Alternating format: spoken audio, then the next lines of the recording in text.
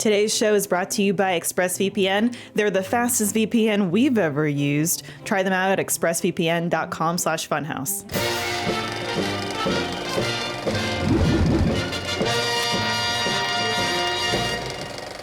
Hello, good morning, and welcome to Filmhaus. Some moron gave me the keys to this show for an episode, so we're going to be talking about what I want to talk about today. And that is the instant hit classic, hit animated classic, The Mitchells vs. the Machines. And I have the other only two people who have seen the movie here at Funhaus. We have Omar. Is that true?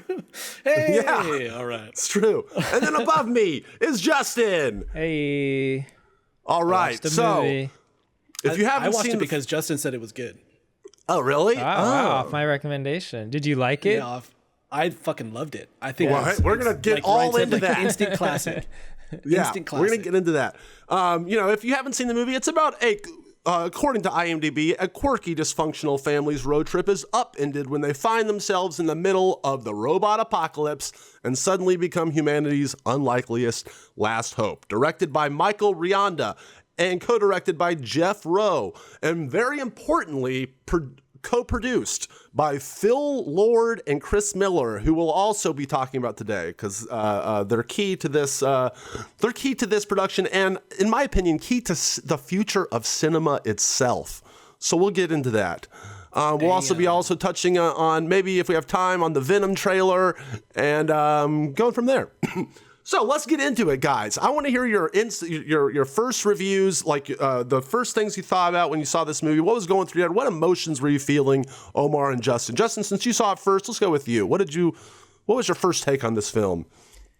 I just really genuinely enjoyed it. It had a great sense of humor, just solid storytelling. The animation's out of control, just like so Amen. Cool, so beautiful.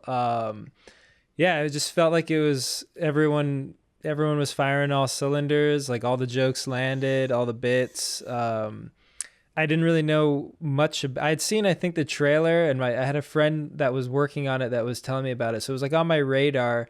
So I wanted to see it, but I kind of just, I think someone was just like, it's on Netflix. Like I didn't know it was going to be one of those like same day drops, but yeah, I thought easy it was peasy. Yeah, and it was weirdly like kind of, good timing on their part in the sense that it's about being stuck with your family. So I thought it was like a very relevant, like, it was made much long before the pandemic was on anyone's radar as animation productions go. I'm sure they worked on it for a couple of years at least. But yeah, I just thought that was really interesting, but yeah, super, super fun, solid movie. It's funny how there's a couple movies that have been like helped by the pandemic in a weird way, like in the sense that their themes are kind of relevant because of it. Another one that comes to mind is Palm Springs, the Andy Samberg movie, which like got put. It wasn't going to be theatrically released, but then it got dumped during the pandemic, and it's literally about being stuck in a monotonous everyday routine, and that's kind of exactly what everyone was going through when they watched it. Anyway, Omar, what did you think? First thoughts on the film? I mean, I have very similar first thoughts. Like, so I forget what we were doing, but we were talking about stuff, and then I was talking with Justin and I think Lindsay or somebody. We were talking about animation and stuff like that, and things to do. And this movie came up, Mitchell's vs. Machine, and I had heard of it. I was like, oh, I knew it was coming because for some reason I thought it was tied to the people who made Gravity Falls. But is that not right? It is. Yeah, I think the directors were the people that worked on or created Gravity Falls. Yes, you're right. Yes. Yeah. Okay, cool. Yeah. So that's writers, why it was on my radar because Gravity Falls is one of my favorite cartoons in recent history, like one of the best. Never seen a frame of it. It's Thank you for the rec. Amazing. It's so good. It's such a good cartoon to watch. But yeah, I was excited to watch it. Like I got a little worried of the length because people talking about like, oh, it's basically 2 hours long. But as I was watching it, I never noticed how long it was.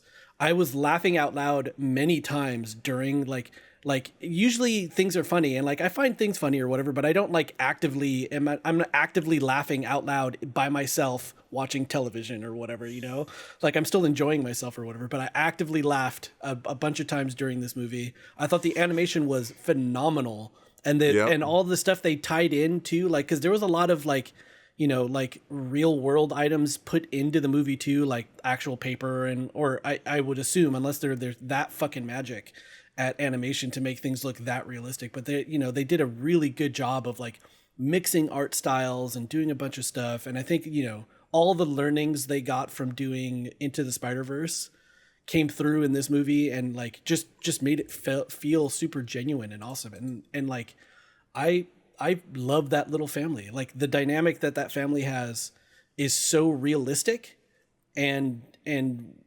a impossible setting, obviously, like the uprising of the machines and stuff is like a tropey sci-fi thing or whatever, but like the family story felt really genuine and real, and like was emotional at times, was super funny at times. Like I fucking loved it. I thought it was an amazing movie. I definitely walked away from it thinking like, damn, what a good 2 hour, like what an uplifting experience to, in this time where I'm like in a weird headspace because of pandemic and other shit and all this stuff. Like it felt good. 100% agree. It's interesting. I have a lot to say about what you just said. You kind of touched on it all there. First off, the animation. It's interesting that you brought up, the Spider-Verse, because obviously in what they quote they learned from the Spider-Verse, because essentially this was produced by Phil Lord and Chris Miller, who also produced the Spider-Verse movies, but directed by different people. So obviously Phil Lord's and Chris Miller's animation studio, you can kind of see their footprints all over the movie in terms of the style, like especially if you've seen like Cloudy with a Chance of Meatballs, their first animated movie. Like it has that same, I don't know how you call it, but like, or describe it, but like fluorescent tones throughout. There's just kind of real cool, almost tie-dye like colors that make the animation really pop. But then also, like you said, they're also mixing lots of different styles, which is exactly what Spider-Verse did in a really cool way. If I'm gonna be petty and nitpicky, and compared to all their other films, I would not put it at the top. I'm talking about Lord and Miller. Like, I think that in terms of the trope of the girl being really into filmmaking and having these kind of wacky animations everywhere, pretty cool style. But like sometimes it was kind of, I don't know, it didn't add anything to me. It was just kind of like, oh, that's just a thing there to make. Does it feel too close to home happy for you? I'm not to shit on you or whatever, but like that is the kind of stuff, like those dumb animations and like that's classic YouTube, I feel like. And Ryan's shorts fits into that mold often. Well, okay, here's the thing. I guess I like it. To me, maybe it was just overdone a little bit. It was just it came up a lot. So I did like, because that was, in terms of how much it made you laugh. So the hardest it made me laugh was those moments where it would like do some meme thing, like the thing with the monkey, the monkey's head going crazy, spazzing out over the animated footage was something I hadn't seen in an animated movie before. And then the hard cuts, they made it very YouTube-y in a good way. It was just the weird, kinetic animations that popped up fairly frequently is all I was critiquing. But the hardest I laughed the whole time was when they cut to that supposed YouTube video when the dad is freaking out about, he's like, has the world gone mad? And he's watching a YouTube video of somebody going decommission. What do they say? Decommission tapioca. Or no, deregulate tapioca. Deregulate like, tapioca is such a good gag. That was the hardest I laughed the whole movie. I wish I laughed harder throughout the film. Because this is definitely one of the reason I love the film so much. It wasn't necessarily that it was making me laugh out loud the whole time, although there was some of those moments. But this movie knows how to bring the feels, which is what I look for in my animated movie. This makes, it, like you said, the characters were so well fleshed out, and the family dynamic was great. Everyone has a dysfunctional family at the end of the day. Or you're one of the posies. You're the perfect neighbors. One of the two. Yeah, I thought that relationship that the mom has with the posies was super funny, and like super. Yeah. I mean, that is Instagram culture, right? Like that is the thing. So funny to me, and the fact that the son was in love with that daughter and stuff like that, like so funny. And like Maya Rudolph, amazing, right? Like, I'm sorry. Who was she in this movie? The mom. She's the mom. Linda. She's the only one that like looks like they styled the character after her. Like none of the rest of them got that like that treatment, but she did, you know? Yeah. She It's was weird my because, favorite like, character. Her performance was amazing. yeah, her performance was amazing. I didn't know that was her. It was That's weird to awesome. me that like she was the one that looked like her character, but was the least, like the character was the least Maya Rudolph persona that of them, you know? Like everyone else was kind of playing the thing that you expect from those actors, but except for her, which I thought was really funny and cool. You know, because you know, Maya Rudolph is fucking amazing in so many things. You know, she's got such a crazy range of stuff, not just SNL style funny. Totally, you know? yeah. And I loved her moment where when she gets her mom's superpowers. Yes. So good. Becomes the harbinger of robot doom. When they get scared of her, they're like, "Oh shit, she's here!" and they all run away. I thought that was super funny. And there was actual like the robot blood was great. I'm glad they didn't wuss out on the robot blood. There was some extreme graphic robot blood for a kids movie there. I didn't even know robots had blood. I was like really impressed with a few things too. Like one, I always think it's really difficult and like usually I feel like you should avoid it, but like when you bring in like memes into like a film or like kind of like cultural things that can either date it really bad or be kind of cringeworthy but like they found like the perfect balance where they were kind of reflecting on like the idea, like they were self-aware of like memes, the tone of the memes, and then like bringing in their own kind of style to it that kind of you don't have to be fully aware of it, and it will, I think, last longer. Like even, you know, generations growing up later could watch it and still kind of get stuff from it and not be too out of the woods or too confused on like what they're even referencing. But and then also I thought they did a really good job at kind of having something there for like every generation of person that has interacted with like the internet or technology. Like they kind of from the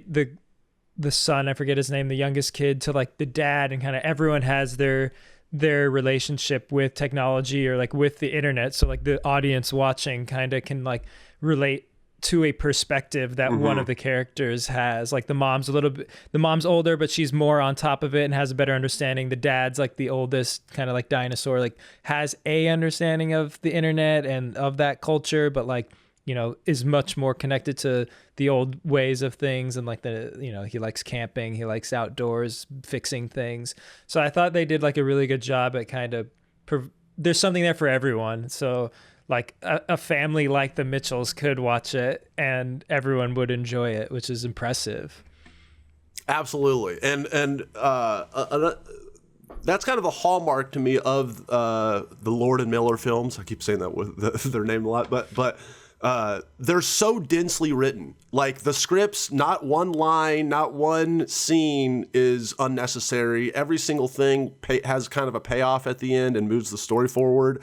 Like I'm thinking, you know, They're Cloudy with a Chance of Meatballs, the fucking 21 Jump Street films, the Spider-Verse, the Lego movie. Yeah, Lego movie. Like every one of those films like has a bunch of different themes going on. And just to run through some of the ones in this one film, you know, we're dealing with technology and how different generations deal with it. We're dealing with leaving home and how that affects a family. We're dealing with being there for your family even when you don't understand them, kind of thing. You know, we have a strong gay character at the front of this kids movie, which is you know, I'm glad that that's happening, and it wasn't like they played it off in such a good way that it's just kind of a normal thing. Oh yeah, hey daughter, like you're gonna go on a date, you're going on a date with somebody at the end, and it's just I like how they dealt with that whole issue.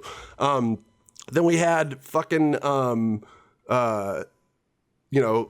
brother-sister dynamics. We just had so much going on in this movie. Like you said, every single person got their own story arc that was completely completed and felt so good and dense that, What'd you guys think about the writing, Omar?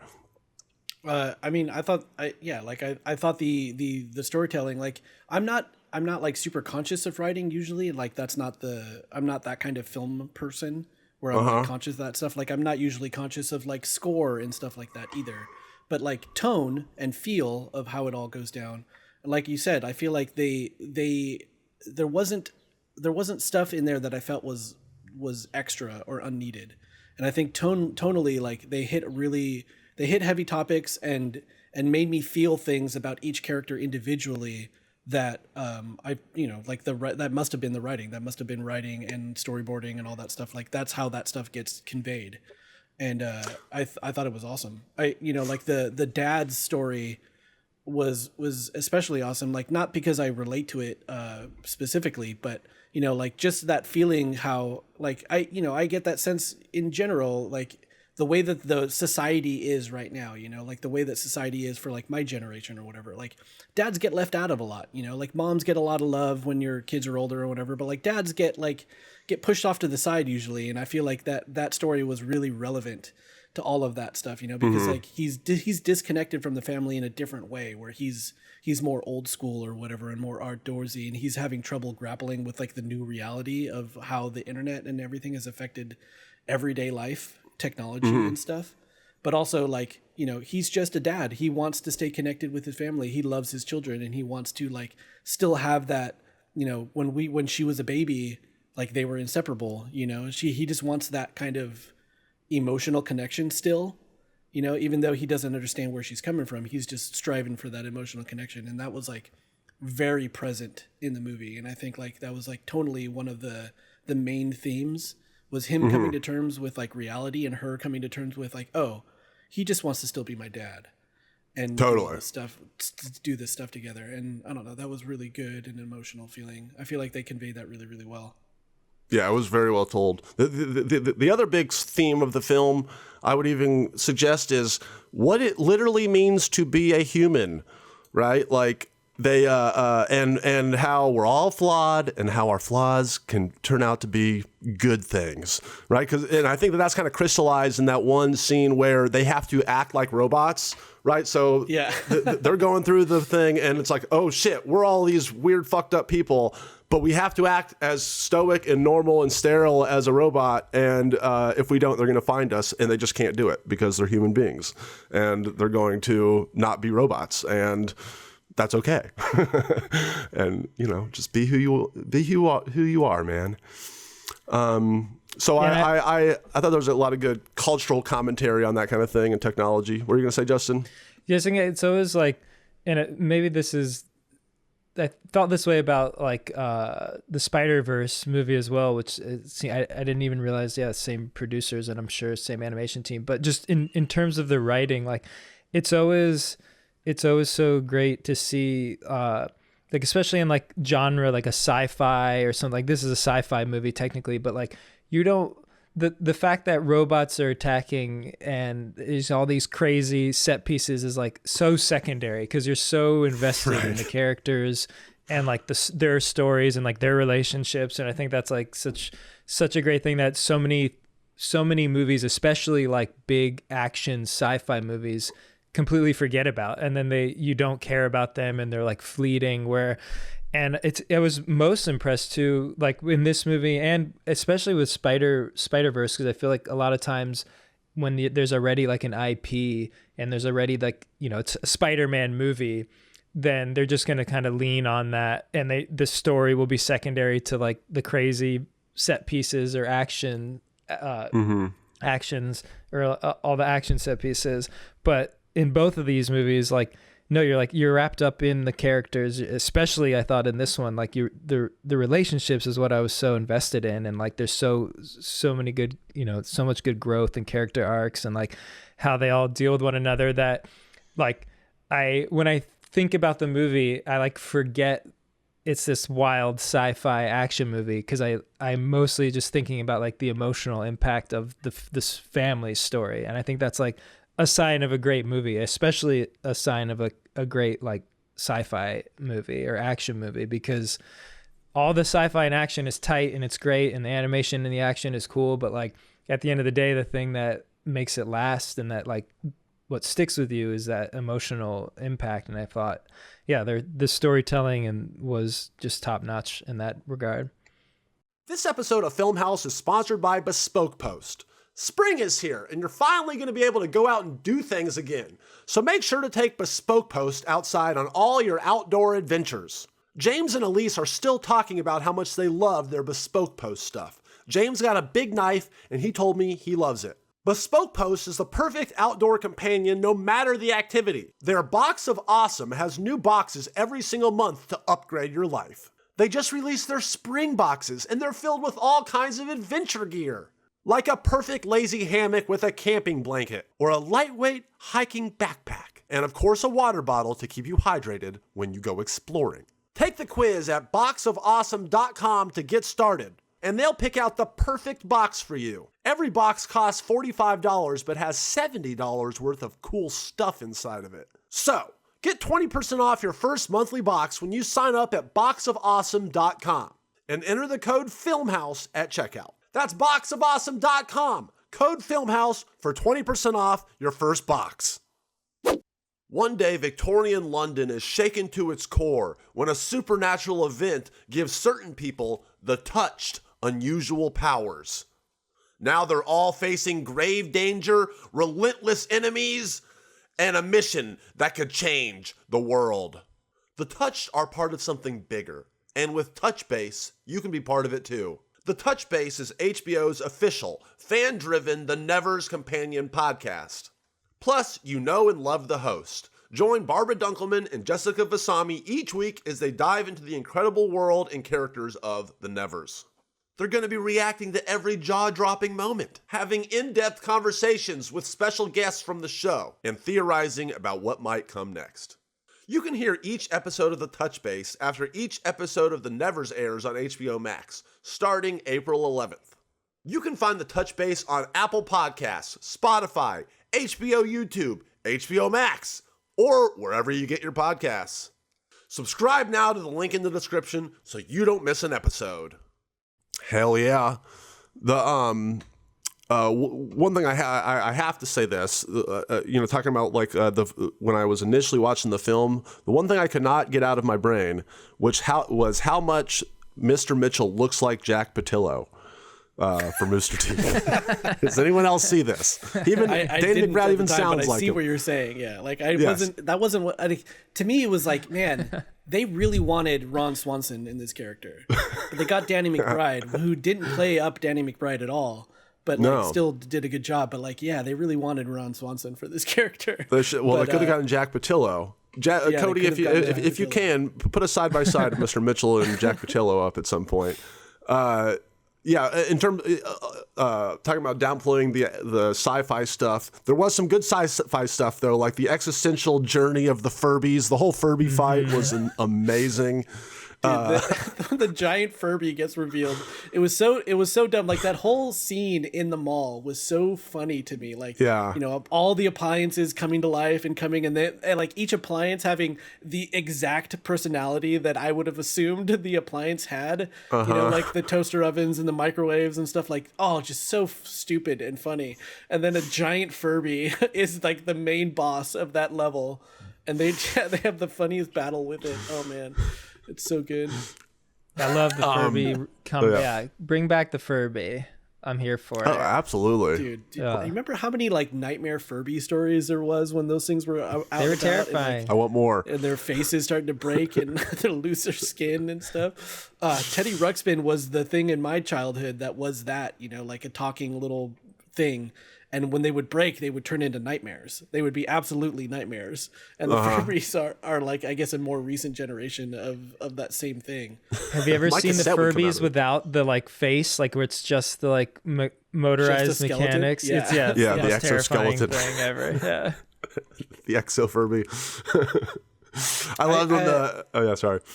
No, I was gonna say, like in those scenes, like you have the evolution of those two broken robots who who have consciousness, who have achieved like that next level of it all. I thought that their character arc was super funny too, like them playing off each other and because it was what's his name, right? Wasn't it Conan O'Brien? Was that a different character? Conan O'Brien was a character. Beck Bennett, I think, was one of them. The SNL guy, and then Fred with Fred Armisen. SNL and crew. Like just had that because Fred Armisen does that perfect like meekness to a character, but like them playing off each other and then slowly deciding one way or the other, painting faces on themselves so they could appear human or whatever. Like So stupid. Yeah, that was they were great characters, kind of a melding between the robots and humans. I love whenever one of the Mitchell, or like Mr. Mitchell, is talking like a stereotypical robot, like I'm a robot, and then one of them says, that's a very hurtful stereotype to us," or something like that. He goes, "Just to educate you, that's a very hurtful stereotype." I love that line. One other nitpick. This is an animated cartoon for children, but I have to nitpick the logic sometimes. That dog was way too powerful at the end of that movie. How it literally single-handedly saved the robot apocalypse just because they didn't know if it was a potato, and it doesn't look that much like a potato. Is anyone else on the same page with me? No, it was silly. It was cute. It was just like, and that's kind of where I guess where I was so invested in like everything else that I was like, oh, that's just fun. That's like it ties it in with the cop dog, with the dad. Like it tied it all together so well that I kind of forgave how, it was a bit like extreme, over the top and extreme. If it had happened once, yes, but it's like they go up to one group and they're like, "Oh, it works," and then they just beat every single robot. It was like an explosive shockwave. Yeah, it was a bit. It was the EMP. It was the EMP from the Matrix or whatever. But yeah, like they put that dog in some fucking danger too, like strapping him to the front of a car and running into shit and all that stuff. And the dog is apparently just there's a real, like they recorded a real dog, like it was a real, like there's a Doug the pug apparently is the credit. So there's a real dog actor performing, mocapped as a potato. I don't think it was just the sound of it panting or breathing, because like pugs have like such a, if you've ever had a pug or live with a pug, like you hear them. They're struggling to just be a pug, just to live. But one thing also about the end of this film that really kind of touched me in an unexpected way was the closing credits. How they show like family photos of every single person in the credits. That had an odd effect on me, because I'm just like, yes, that's this. You kind of are like, every single person that touches this movie has a family, has their own Mitchell's family that they're a part of, and so it's like, this is the movie we just watched, is unfolding through every single person that touches it. I thought that was a cool little touch. It's super endearing, and I just really think that like credit sequences are always underutilized. Like I love when the credit sequence has like that. Like that was a perfect credit sequence. It talked about the theme. It kind of shows you the people behind. Like, oh yeah, this was made by humans. This was made by families. Like people put their real experiences in this. So I thought that was really endearing. But yeah, I feel like it's always just kind of a missed opportunity when there's just like a black and white credit scroll with just text. I was like, no, there's still more. And I feel like the animated movies utilize that more than other ones. Yeah, and this one was super sweet. Well, I wonder, like, too, because of the way streaming is and stuff, and now the way that a lot more movies are starting to release, and you see that even with like HBO and stuff, right? Like all those movies coming out day and date on streaming services, like credits in movie theaters barely get the attention from the audience than they deserve. Like they're, you can fight about whatever, and like, oh, the under the line people deserve credit because they put a lot of fucking effort into making this thing a product that we're all watching. But yeah, like taking advantage of the fact that, like putting something there that keeps people invested and they can see all of the love and effort that went into something is even harder in the streaming world, right? Because like you're not at a location, you're not like still in your seat and you're kind of just like getting ready to get going or whatever. You just hit a button and you're on to the next thing. Well, not only that, they skip it for you. Yeah, like, I know. The second it's so over, rude. Yeah. I can't believe no one Netflix gets away with that. Like even on their own things, like their own productions and stuff. Like, the next one, the timer starts in 5 seconds, you're on to the next episode or whatever. Right. But yeah, That's why to giving you game something people's sociology to or stay- even the algorithm. Yeah, if you put effort into the credit sequence like this time, then people are going to want to watch it. They're going to want to see the people behind it. So Yeah, I want people should watch it, or they're going to start getting a lot more pre-movie credits too, because that's the other way around that stuff is having everything happen before the movie happens. Yeah, 9 minutes of preview, pre-credits. I want to say I've read some interview recently where, like, I think it was Tarantino complained about this exact thing to Ted, the CEO of Netflix, Ted Sarandos or whatever, and was like giving him shit for skipping the credits, and he was like, yeah, and Ted even he agreed with me and shook his head. He knew I was right, but he wasn't going to do it because of his business bullshit. But yeah, I thought that was funny. Okay, so getting in. I think we've kind of talked mostly everything about this film, but just kind of dovetailing into Lord and Miller, who, like I said at the beginning of this, to me are the future of cinema. And what do I mean by that, fellas? Well, this luckily was an original film, original script and everything, which is what I hope we get more out of people like this. But I think that's kind of rare today because most of the time you're getting some prepackaged IP, right? Some, it's either a sequel or it's an adaptation of something we've all heard of. Those are the only things that people, big studios, will gamble on these days. But that's why Phil, if you're not familiar with Lord and Miller, they basically are the kings of taking product IP that you would never normally think would be a good movie. 21 Jump Street. Who the fuck has heard of that in 30 years? A Lego movie? Who the fuck would want to watch a movie about little plastic bricks? An animated Spider-Fan movie for families and kids? I don't know.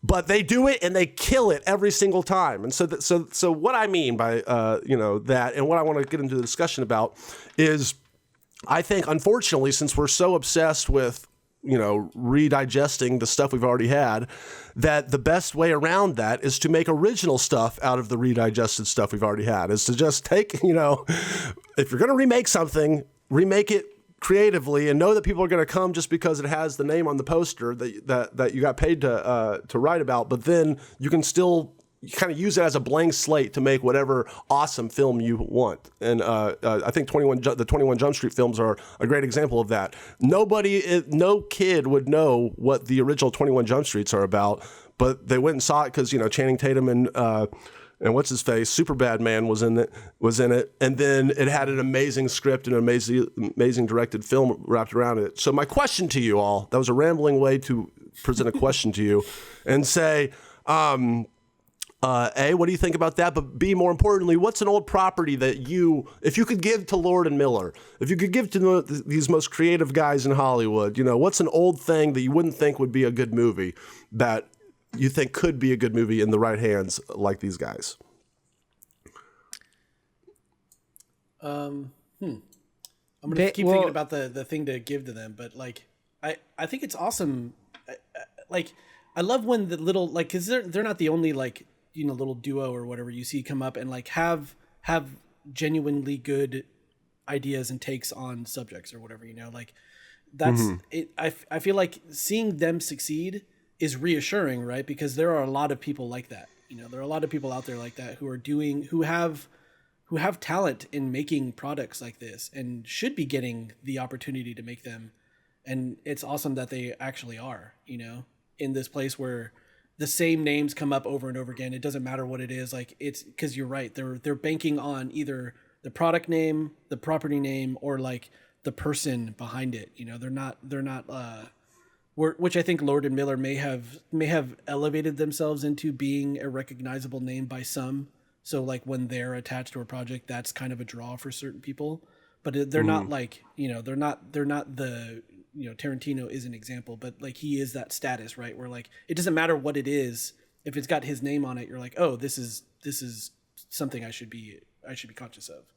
Absolutely. And that model of director that is, up on top, that top bill director is gone, basically. There's, like you said, there's 5 of them now. There's essentially Tarantino, Christopher Nolan, Martin Scorsese, and honestly, I can't think of another. Maybe Taika Waititi and Wes Anderson, where it's like, all right, those guys, they're making a movie. It doesn't matter what it's about, but you're going to get butts and seats for it.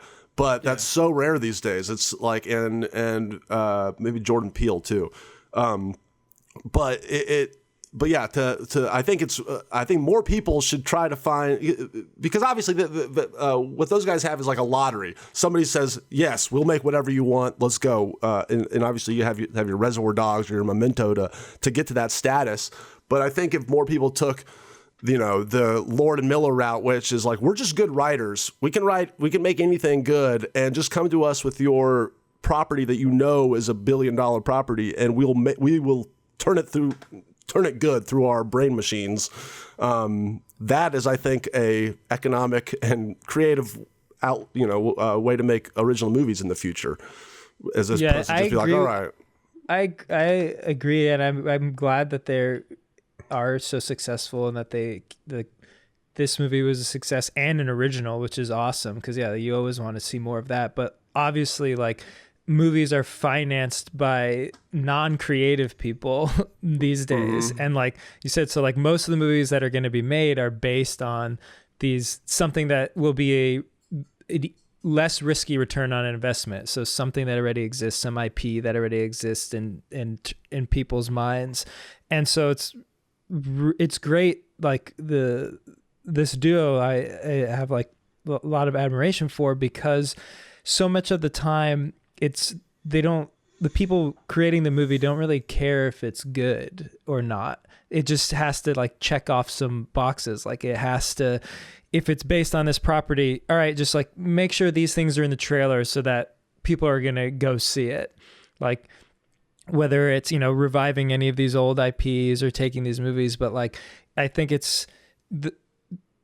they can be like you said, there's so many opportunities for these movies, even though they're bringing it back. It doesn't have to be a rehash. It doesn't have to be, it can be something good, and it can be something new while still being. And I think, like, because apparently, the business model right now is these huge kind of tentpole movies that they're going to spend, more than double the budget on advertising itself than the actual production of the movie, that they're going to choose these ideas that are not necessarily derivative, but are just like of something you already know. Like they're going to take every IP that you already know and then kind of make movies. So it's like so exciting and refreshing to see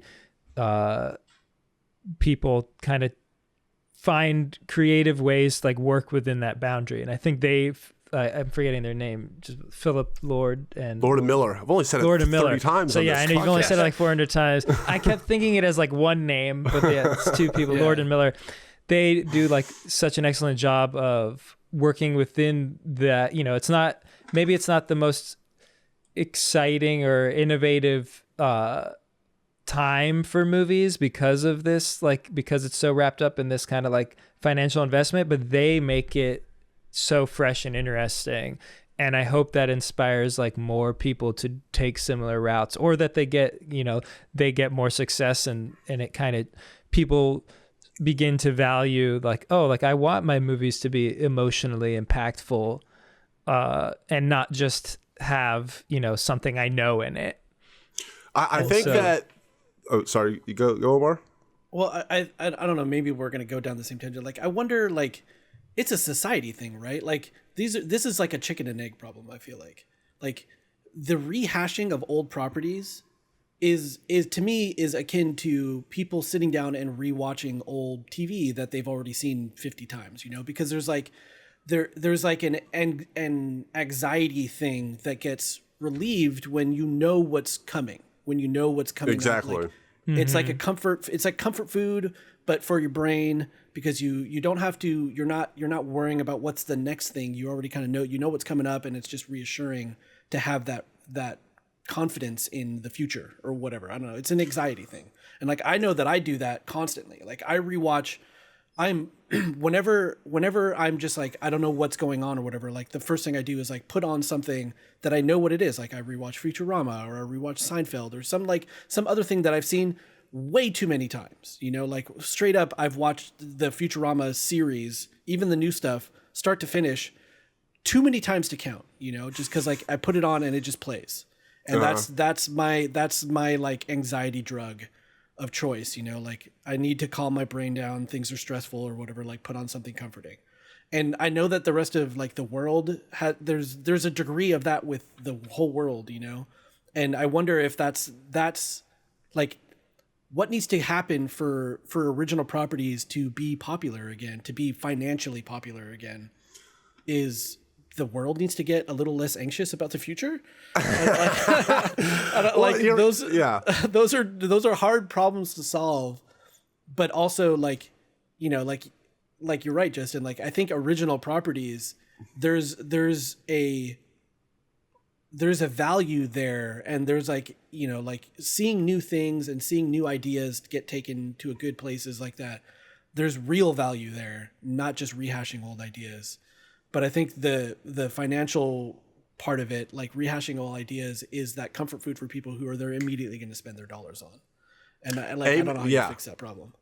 Well, spoiler, you don't fix that problem. People are always going to be anxious. and well, I think too, to Ryan's point. Oh, sorry. Yeah. I would say too, like it kind of, I feel like you did make that point, because I feel like what they're doing is that like slowly, like because the Lord and Miller can kind of package something new, wrap it in something old and familiar, then I think eventually people are like the fact that this movie was a huge success, like even though it was original, I mean it kind of played on familiar tropes, but it was technically a completely new IP, and it was I assume it seems like it was a huge success, but it kind of came off of like them repackaging things that you knew into something great. So it's like, okay, like people, not only financial institutions, but also like the general public of us and audience, like everyone was willing to kind of give this thing like a shot, because it was something new, but also familiar in a way. Something new but different, baby. That is the spice of Hollywood and show business. Essentially my theory is that human beings, while I love them, collectively are idiots, and we don't know what we want until we get it. Essentially, we're like, yes, give me McDonald's, but I want it different a little bit. Give me that thing I like, but change it completely up. And I think essentially the studio reaction to that is, all right, well, we're going to give these people what they want. We're going to give them their McDonald's, but then they end up making the thing by committee, essentially, where you're like, all right, this is, we polled 1,000 people. They told us that this is what they like about this, our movie. So we need to make it exactly like this.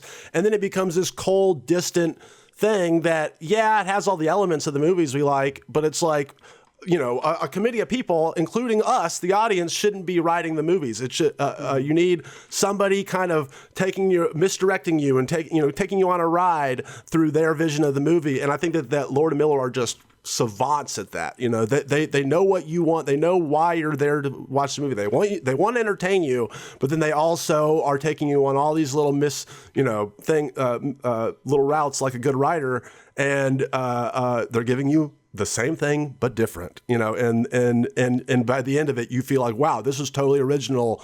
And I don't remember that I'm watching literally a movie about little plastic bricks or about an 80s sitcom that no one watches. You're like, this was something new and fresh and cool, and it felt cool. And it's funny how then they parlayed that into getting onto Star Wars, and then they got kicked off of it. That's a little side tangent, but that's funny, because I was the one, I was like, I wish that I would love to see Lord and Miller Star Wars. Give him another one. Give it like that. I feel like that whole Star Wars universe needs something exactly like this. Well, it made so much sense when they hired them. They were like, oh yeah, of course you get those guys to make a new Star Wars movie, because they're going to give you this, the old Star Wars, but in a new repackaged way. But I guess it was too new and too different and too fresh for the the cast. It's the same thing that Edgar Wright got like not kicked off, but basically forced to leave Ant-Man or whatever. That's right. You're too. You're not close enough to the. You're not following the plan close enough here, but who knows, that probably would have been the pinnacle movie until Ragnarok was a thing too. Marvel does it really. Their whole thing with Kevin Feige or whatever is very strange to me because they get these very auteur-driven filmmakers that have a very distinct aesthetic and look and stuff, but then they put them into this system that you have to conform to. You cannot just make your whimsy, auteur-driven $300 million Marvel movie however you want it. There absolutely is people, a committee making this movie, but the committee, I think, is so honed in and good at what they're doing there that they've figured out how to make that work. But to answer my question that I posed to everyone earlier, my property that I would get these guys to make a good movie of is Gumby. I think the world needs a good Gumby movie. It's because it's just all you really need is the character, and the horse, and then Pokey. Yeah. You don't know the I'm sorry. And the blockheads. I'm sorry. I love the blockheads. It escaped my mind. And the blockheads. Jesus. But then you're great. That's all you need. Those are those 4 characters, and then you can make your own universe from there. And everyone loves Gumby. You just like looking at him. He's fun. He's funny. Would you want it to go adult-ish, like moral oral style or something like that? I mean, as Like adult Lego as movie, like Lego as adult movie. as Lego movie, yeah, I'd want to be just as adult as a PG, family-friendly Gumby movie that everyone wants to go watch. I feel like you world could do needs that it. with like the Peanuts too, like a new take on the Peanuts where it's a little more. I think that just happened. Really?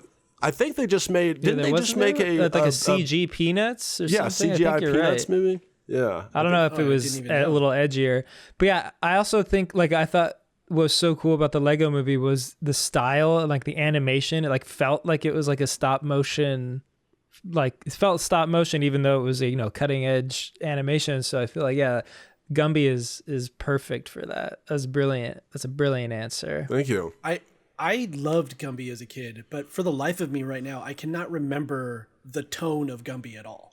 It's kind of terrifying. I liked it, but I was also scared of it. The sound design and the way that they moved was it was kind of unsettling to me as a child, but I was so fascinated by what I was seeing. So I feel like they could play off of that. It's got a weird tone. It's You should go psychedelic, YouTube man. it. Yeah, it is. Yeah. Yeah, it does maybe feel like a drug trip or whatever. There's probably Absolutely. what about do you guys remember Felix the Cat at all? Yeah. This is older hell than me, yeah. even Felix the Cat, I think. But yeah, that That'd be a good stuff. one. Betty I feel Boop. like Peanut, Betty Boop.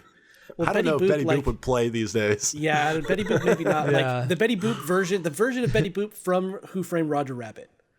Turn that into a series. What is her life like? Because she's she's seen some shit, and she's been around. She's seen some shit. What is her life like now? Peanuts I think would be good. There's a bunch of old kid properties too that still haven't been super remined, like He-Man or. They've been trying to make a He-Man for a while, or remake a He-Man for a little bit, but that is a good one. Yeah. Thundercats. Thundercats. Yeah, that was the other. I was like, what's He-Man but not He-Man? It's Thundercats. Yeah. What was That'd be the a fun puppet one. one? Thunderbirds. Wasn't that the puppets? I don't Oh remember.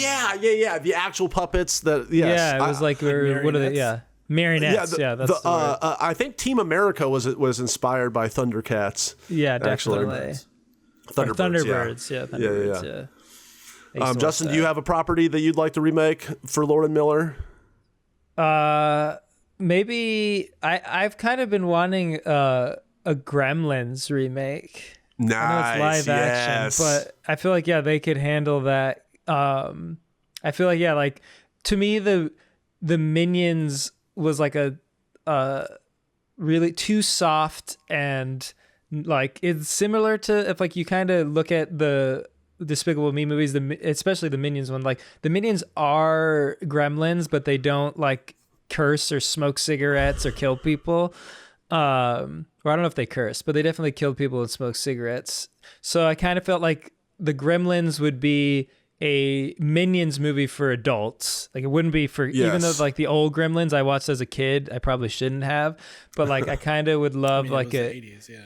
yeah, it was 80. Everything, anything goes. But I would love to kind of see a Gremlins movie done again.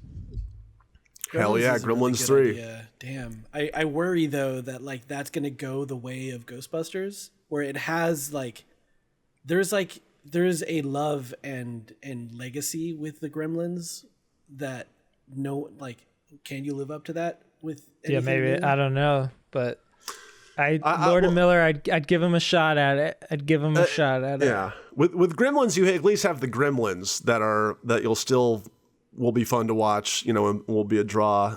Whereas I guess in the Ghostbusters, you had the ghosts, but they're, you know, so you can't do CGI Gremlins. You'll still have to have practical Gremlins. So Yeah, I don't think they can. And also, fuck like that up. the Ghostbusters too, like it was the Gremlins are the star of Gremlins. Yeah, I don't even remember Right. who's in it, but like Dan Aykroyd and Bill Murray and what's his face, Egon. I forget the actor's name. They're all like iconic in that movie, and so like Harold to me, Ramis. Harold Ramis. To me, like their chemistry is Ghostbusters, whereas Gremlins, it's the Gremlins and the puppeteers like Totally. that did it. That shit's out. That's like the best part of that. So I feel like it would be harder with something like a Ghostbusters because that crew is retired or passed. Yeah, Pass. and dead. Yeah. Okay, well, I think we're here to the end of this. I have to say also when I was researching Lord and Miller's IMDb, I remembered that they worked on an untitled Phil Hendry pilot. And I just have to tell everyone that Phil Hendry is my favorite entertainer of all time. Everyone needs to go listen to Phil Hendry. He's a radio host. He's a radio guy, right? He's the Yeah, guy who does all the funniest thing. voices. Yes. You know, Omar. Literally. That is your. I'm not even exaggerating. Favorite entertainer ever. I think he's the best that's ever done it. And I stand by that. And so I love that they worked with him. God. That is really, man, what a weird pull for you. I guess like super fitting at the same time. Dude, he's the best. He's the best. No one can do what he does. Okay, everyone. Y'all have any final parting words for the folks out in Filmhaus land? I mean, I don't want to like extend conversation too much longer if you're looking to end or whatever, but it's wild to me what Sony Animation Studio has turned itself into. Yeah, they're great. Yeah. They're like, it used to be like, who were the people that you were like, oh, this is going to be a good animated movie. Like, you know, Disney Pixar, movies, DreamWorks. like Pixar was like the thing that like crossed over into adults liking animated movies or whatever. Disney movies are always going to have that classic feel and more child focused or whatever, but like, you know, they're fucking Disney cartoons. They're like, there's always going to be a pedigree there. DreamWorks had that for a while. I don't know if they still do, honestly, but yeah, like Sony Animated Studios or whatever it was called. Like, I mean, I feel like is it just Lord and Miller that are making Sony animated movies what they are? Or is Yes. Cloudy and the Chance of Meatballs or whatever? Is that a Sony movie or is that a DreamWorks? Yeah, that was Sony. That was total. Sony too? That was a So, Sony like, thing. These guys are the Kevin Feige of Sony Animated. Like, I would say Amy Pascal creating an ecosystem that exists at the studio. Amy Pascal started them. You know, she was one of the main Sony chair people, and then kind of let them. I don't know. We haven't talked about Clone High at all. That's really how they got their start. Was they made Clone High, which I think did start at Sony Animation, and then got picked up by Cartoon Network or whatever. But then, yeah, they have been given the keys to the kingdom over at Sony Animation, and they helped develop the whole engine with the fluorescent lights that we were talking about earlier. That's totally like a Sony Animation thing. And to your point, I think that at this point in time, like Pixar at this point, like when I see a Pixar movie without knowing it's a Pixar movie, I can kind of tell by the character designs. Like, oh, that's a Pixar character. You know, Soul, if I didn't know it was Pixar, I could guess that it's Pixar based on the character designs in a way, which I think is cool to have that kind of through line style carry over from movie to movie, even though it's a little different every time. But now I think that Sony Animation, you're right, has their own aesthetic. Like I can kind of look at these characters and just by the way they're molded and designed and rendered, it's like, yeah, that fits in well with the Cloudy people and the Spider-Verse character looks and stuff and their others. So I think good for them for making a recognizable aesthetic. Okay. Well, I think that's our show for today, everyone. Thank you for having me as the fill-in host. I might be coming by every once in a while to do it again. And here's a word from our sponsors. Too late now, but yeah. I should have done that earlier. Yeah, we can't do it at the end of the show. Okay. Thank you, Phil. Thank you, everyone. Come back next week. Thanks, y'all.